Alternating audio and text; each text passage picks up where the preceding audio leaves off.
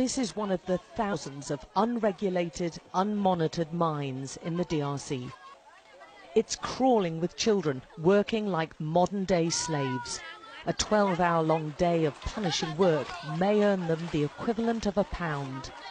Although one of the poorest countries on earth, DRC is rich in minerals.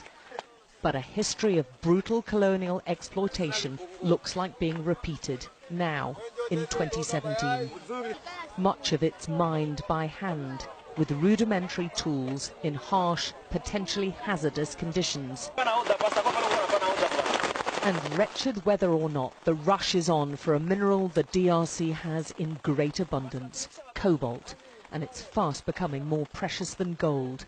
It's a critical ingredient in lithium-ion batteries which power smartphones and laptops.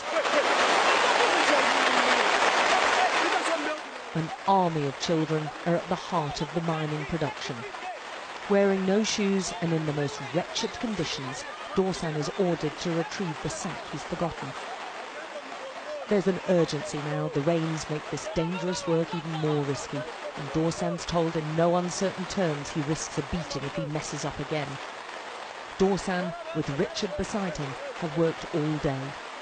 They're 8 and 11 years old. Even this punishing work doesn't guarantee enough for food. Dorsan hasn't eaten for 2 days now. This is what helpless looks like, and he's one of the children making millions for multinational corporations in America and China whilst they suffer in squalor.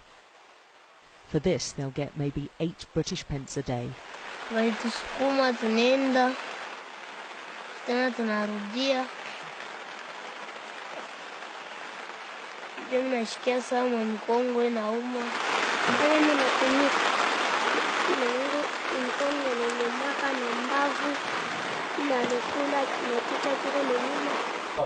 The tunnels are dug by hand with no supports. They frequently collapse, especially during rain. The miners climb down using holes carved in the rock and no safety equipment.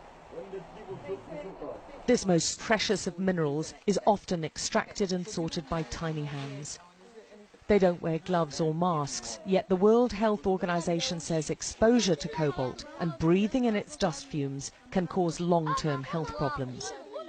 We visited 5 different mines across the south of DRC and found all used child workers. Monica's the youngest worker in this group at just 4. But even those barely able to walk have lost their childhoods to mining. Natalie's 12 years old. My fingers hurt, she tells us. Miles away on a different site, Makumba Mateba shows us the cobalt tunnel he's dug with 3 of his friends. It's physically tough work. They removed all this rock by hand over nearly 4 months. It's incredibly insecure for them, although this is really rich in minerals. And it's going down just 15 meters. There's no support bars, they have no protective masks or protective equipment at all. And right at the bottom, I can see water. It's his village's water which Makumba's convinced has caused his health problems. After a lifetime of drinking it, he has a huge tumour on his throat. Quand on est en train de travailler à Kitowe, là on cultive les tomates, en train de cultiver, si j'ai soif, je pars puiser de l'eau. There are countless reports of other health problems from those living nearby and working on the mines. On trouve les infections, minimum infection, je retourne à Onako.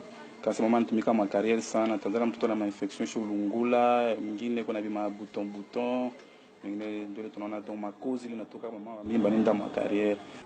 These twins are just 2 days old, and although small, so far they're healthy, to the relief of their mother. Inaleta maproblem kama wewe mwanamke unaenda kutumika huko. Inaleta maproblem na difficulty kama una mimba. Shi mwanamke ni mama yangu kunitupeleka kukwesa mama yangu kunitupeleka tunaenda kutumika. But even if they stay healthy, the twins face a lifetime of hard labour as soon as they can walk. The children's cobalt is sold cheaply to mostly Chinese traders who we film secretly. They don't ask questions about where their cobalt comes from or who's worked to extract it. They just want the best price. The black part is cobalt. Even those who aren't Chinese, this trading market has Indian owners, told us they sell onto the dominant Chinese exporter of cobalt, CDM.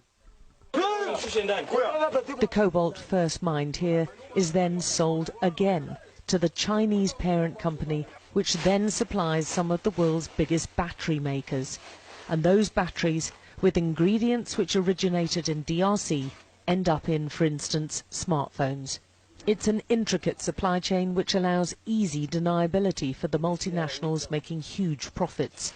An investigation last year by Amnesty found similar human rights abuses. Nothing appears to have changed.